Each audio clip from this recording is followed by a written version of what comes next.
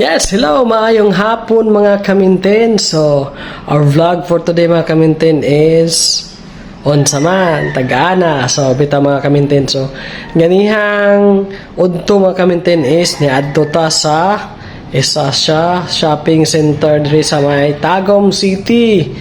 Kay na grocery ta kay mubalik na og klase. So, ang mga bata, mga kamintin, so, need nila og mga gamit. So, unsa may kailangan sa mga gamit?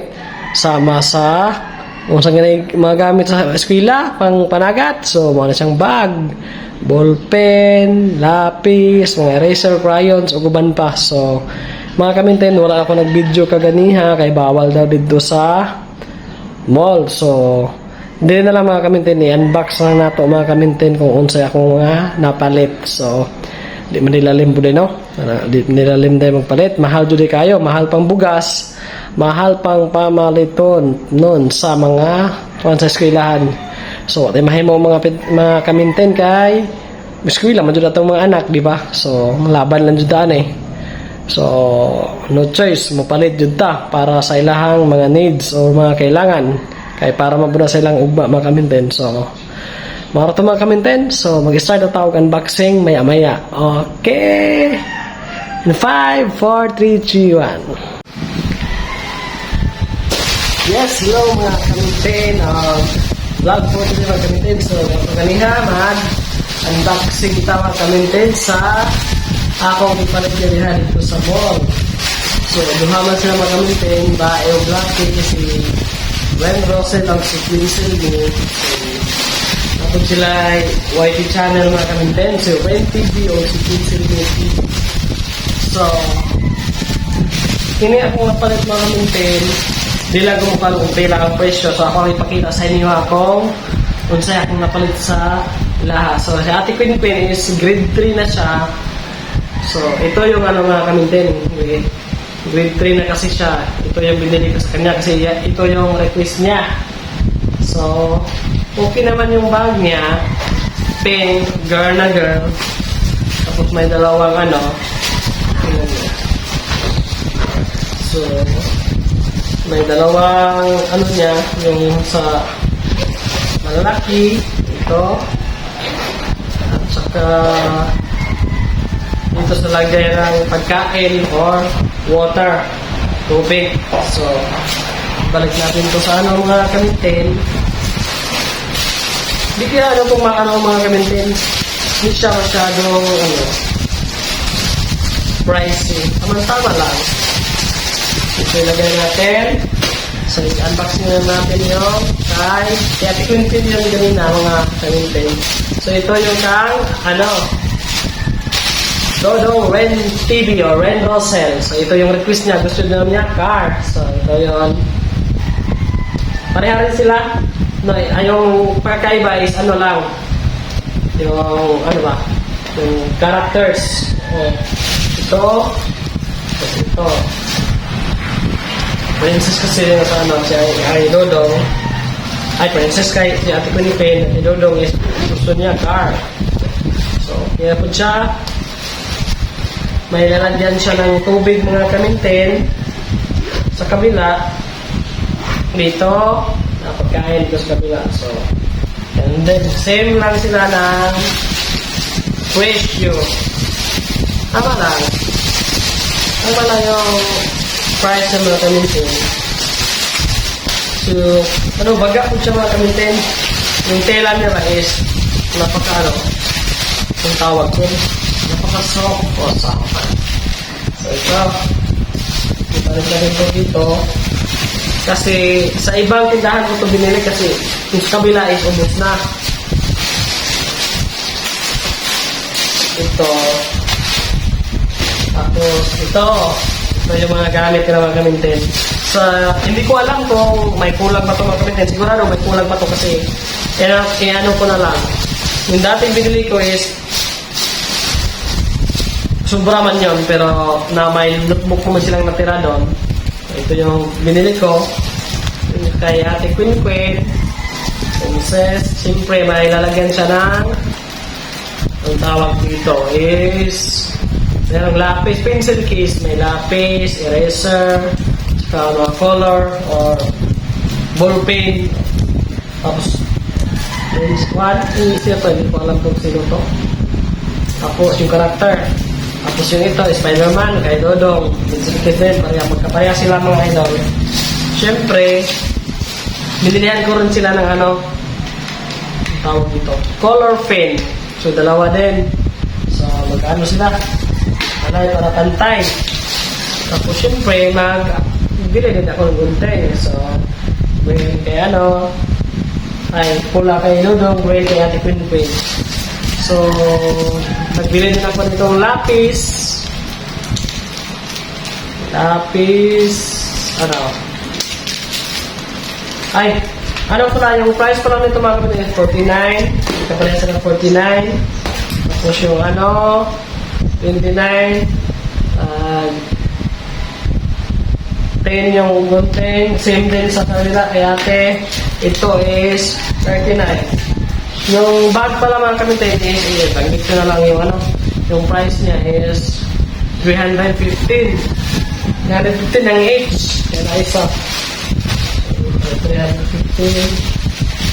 Tapos, syempre, crayons. Bumili din ako ng crayons mga kapatid. Isa-isa para pantay sila. Yung presyo nito is 22. Sobra, 22 din. Tapos, dalawang white glue. 15 pesos. Isa-isa sila. Tapos, ball pen. Kasi, nagtanong ko kanina kung yung gamitin nila ni ate yung sa grade 3 is isang buwan daw lapis pero mag-ballpen na sila daw. Bumili na ako ng ballpen. May ballpen pa naman ako doon na marami. So yan. Eh doon itusok sa kabila kasi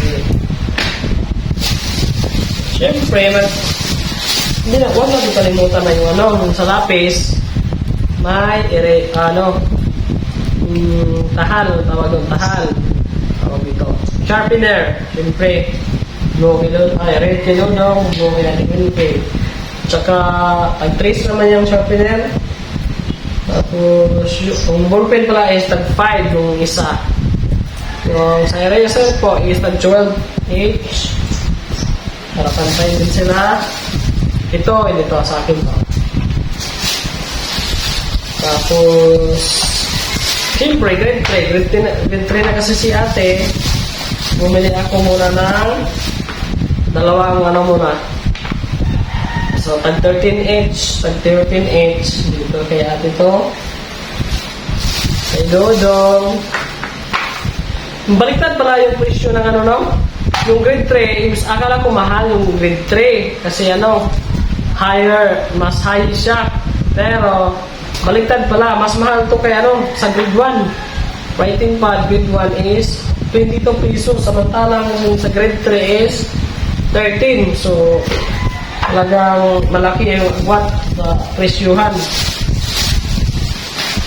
And syempre, mga kamintin, tinignan ko mga kamintin, gusto ko sanang bilhin, yung katulad ng dati is characters. Kaso, wala talagang characters na ano, na mabibili dun sa ano. Pinagbilihan ko. Kaya ito na lang.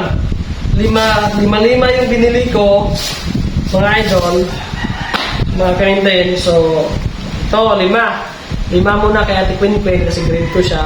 Meron din namang natira na ano doon, na mga notebook na may characters doon sa bahay, doon sa Compostela. So, 5 muna yung binili ko kasi may 5 doon na natira. Natira ba? May 5? May 5 doon natira doon sa ano, sa Compostela.